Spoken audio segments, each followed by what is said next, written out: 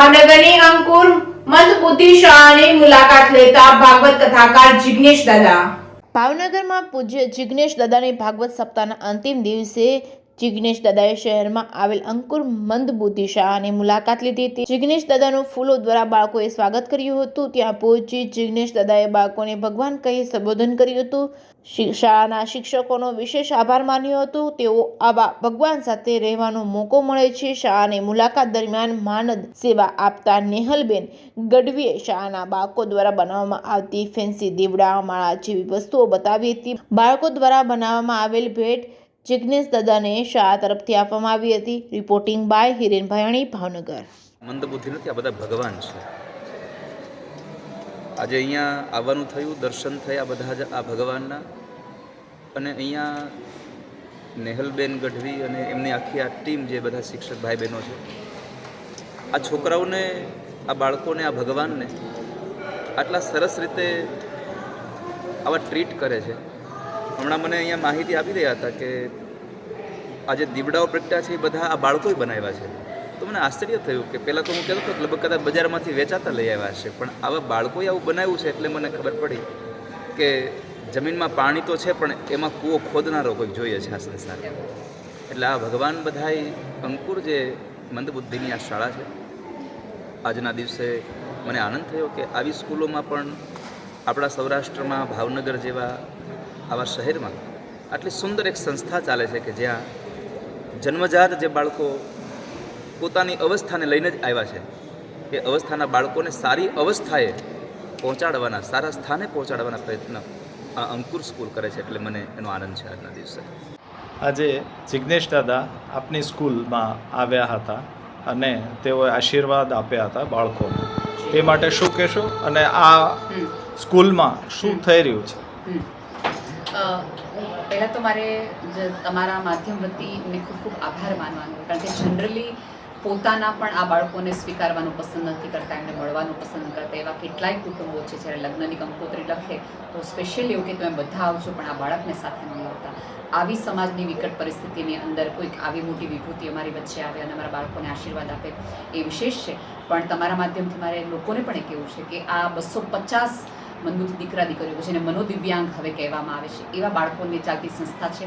અહીંયા તમામ સુવિધાઓ એ બાળકોને ટોટલી ફ્રી એજ્યુકેશન છે. એમની તાલીમ, એમની દવાઓ, એમની થેરાપી, એમને રિક્ષામાં આવું લાવું લઈ જાઓ, એ બધું જ વસ્તુ અમે ફ્રીમાં કરીએ છીએ. એક પણ પ્રકારનો એમાં પૈસા નથી. આ સંસ્થા માત્ર દાનથી ચાલતી સંસ્થા છે અને 18 વર્ષથી ઉપરના દીકરા દીકરીઓ છે, કારણ કે આ બાળકોને તો નોકરી મળવાની નથી, એને કોઈ કામે રાખવાનું નથી.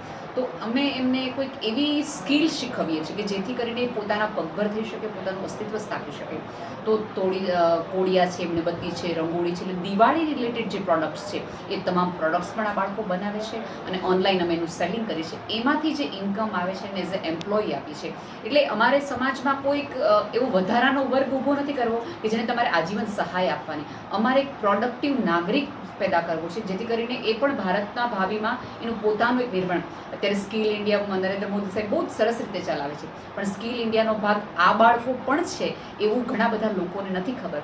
તો તમારા માધ્યમથી મારે ખાસ એ કહેવું છે કે જ્યારે તમારી આજુબાજુના કોઈ આવા બાળકને જુઓ, આ બાળકોએ બનાવેલી વસ્તુ કોઈ મોલની અંદર જાઓ તો એક વટથી પૂછવાનું રાખો કે તમારી આ 5000 વસ્તુમાં એક પ્રોડક્ટ એવી છે કોઈ સ્પેશિયલ બાળકે, કોઈ સ્પેશિયલ વ્યક્તિએ બનાવી છે.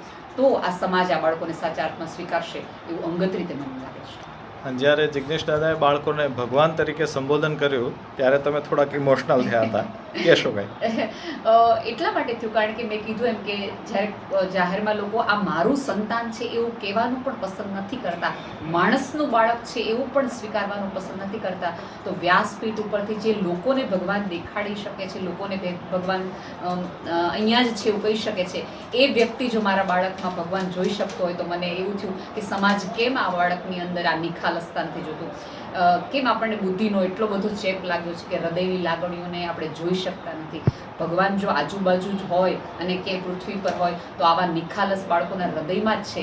એ એમના મુખેથી સાંભળ્યું ત્યારે મને એમ થયું કે ચાલો જીવન સાર્થક થાય, જેમની વચ્ચે રહે, માણસ વચ્ચેની, ભગવાનની વચ્ચે રહીને જીવું છું એનો મને આનંદ છે. એટલા માટે કદાચ હું ઇમોશનલ. આપ મોટિવેશનલ સ્પીકર પણ છો, દેશ વિદેશ ફર્યા છો, ઘણા બધા સિટીઝમાં રહ્યા છો અને અહીંયા સેવા આપો છો, તો આ બે સમન્વય કેવી રીતે?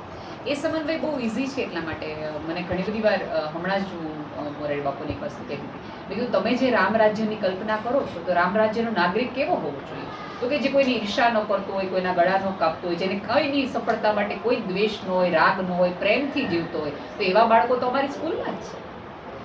સાચું કહું તો તકલીફ આ સ્કૂલની બહાર નીકળું છું ને ત્યારે પડે છે કે જ્યારે આ બાળક કોઈ મિસબિહેવ કરે છે, કોઈ પ્રકારનું અહિંસક વાતાવરણ કરે છે, તો હું સમજી શકું છું કે ચલો ઈશ્વરે એને બુદ્ધિ નથી આપી એટલા માટે આવું ખરાબ વર્તન કરે છે.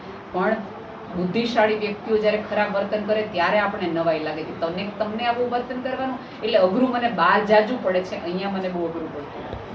આજે જિજ્ઞેશ દાદા આપની સ્કૂલમાં પધાર્યા હતા, શું કહેશો? જિજ્ઞેશ દાદાએ છેલ્લા 8 દિવસથી ભાવનગરના લોકોને તેમની વાણીથી પવિત્ર કર્યા છે. સાથોસાથ અંકુર સરદારનગર ખાતે અંકુર મંદબુદ્ધિવાળા બાળકોની શાળા આવેલી છે. 250 ઉપરાંત બાળકો તાલીમ લઈ રહ્યા છે. આ બાળકોને મળવા માટે પણ આજે જિજ્ઞેશ દાદાએ સમય ફાળવ્યો છે અને તેઓએ તેમની સપ્તાહના પ્રસાદ રૂપે અને આશીર્વાદ રૂપે તેમનું સપ્તાહનું પુણ્ય પણ આ બાળકોને આજે આપ્યું છે અને આશીર્વાદ પણ આપ્યા છે. ખરેખર જિજ્ઞેશ દાદાએ સમય ફાળવી સંસ્થા માટે ખૂબ જ ઉપયોગી કામ કર્યું છે. સંસ્થા વતી તેમનો હું ખૂબ ખૂબ આભાર માનું છું. આભાર. જય શ્રી કૃષ્ણ. રાધે રાધે.